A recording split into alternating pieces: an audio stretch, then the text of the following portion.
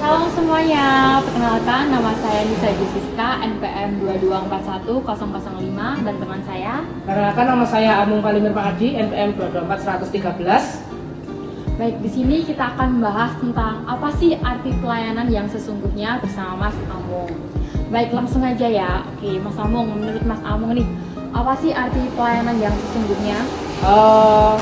Arti secara umum ya Mbak ya, untuk pelayanan itu kan diambil dari kata layan atau bisa disebut melayani atau pelayan itu di mana kita melakukan sesuatu untuk orang lain dan bukan untuk diri kita sendiri, seperti itu. Berarti orang lain itu siapa aja ya? Ya, secara umum seperti itu. Dan untuk pelayanan yang kita maksudkan kan ada di konteks keagamaan ya, itu bisa untuk sama manusia dan untuk Tuhan juga, seperti itu.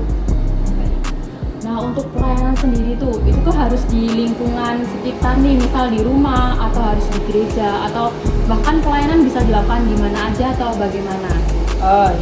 Menurut saya pelayanan itu dalam konteks keagamaan ya, itu banyak sekali disalahartikan, di mana banyak sekali orang menganggap pelayanan itu harus di gereja.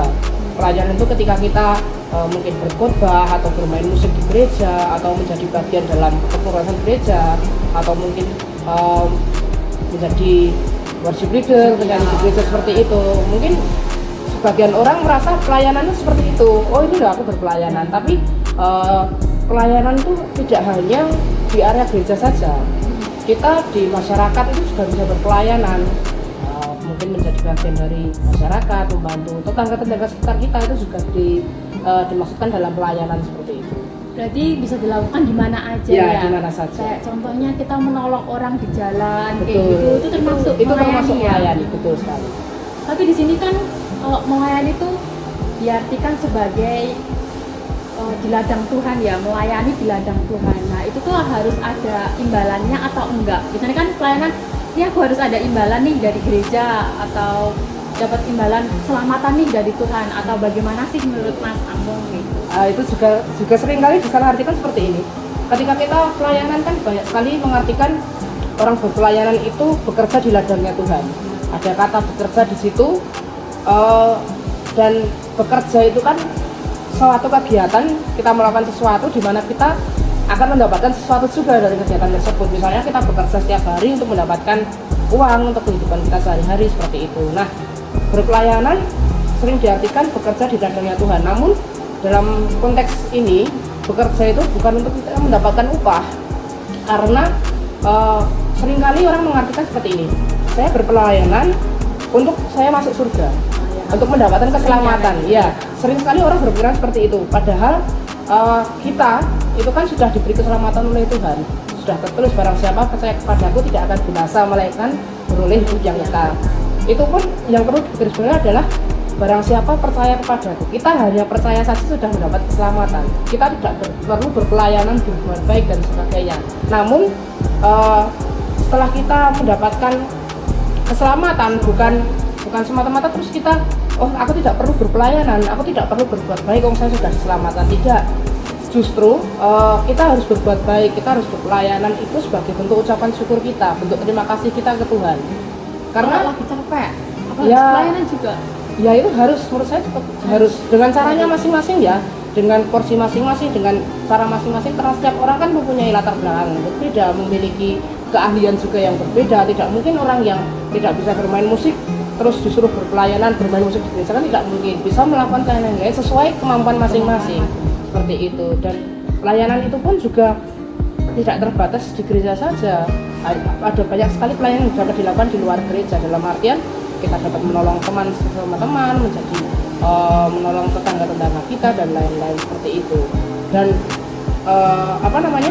kita berpelayanan pun tidak untuk mengharapkan keselamatan, karena kita untuk berterima kasih atas apa yang telah Tuhan berikan ke kita. Karena kalau kita menerima berkat Tuhan ya, setiap hari itu pun kita tidak bisa membalas apapun yang Tuhan berikan kepada kita.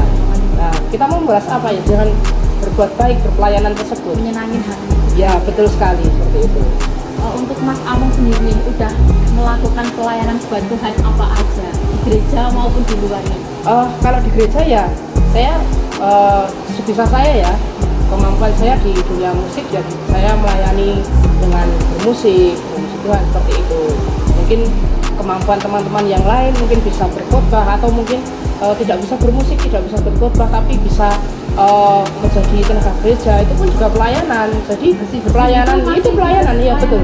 Jadi bahkan tukang parkirnya itu kan biasanya ada ya di gereja itu, pemuda-pemuda itu kan yang memarkirkan motor, itu pun juga pelayanan. Jadi pelayanan itu tidak semata-mata harus terlihat di panggung, di mimbar seperti itu.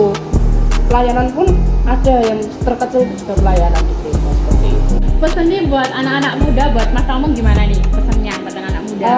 Untuk teman-teman ya, anak-anak muda kan biasanya mereka ingin berpelayanan itu malu, takut seperti itu. Kadang itu juga sih kurang pede, kurang Ya, percaya betul. diri. Itu Ada sebenarnya nggak kemampuan. apa-apa, tidak perlu kita memaksakan ya, oh aku tidak bisa bermusik, aku harus bisa bermusik berpelayanan, enggak. Sebisa kita, semampu kita. Apa yang bisa kita lakukan dengan ketulusan hati, dengan tujuan untuk menyenangkan hati Tuhan, itu pun sudah berpelayanan. Karena kita kan diberi hidup oleh Tuhan, diberi kesempatan untuk merasakan kehidupan itu, ya kita harus berterima kasih dengan Tuhan dengan cara berpelayanan tersebut.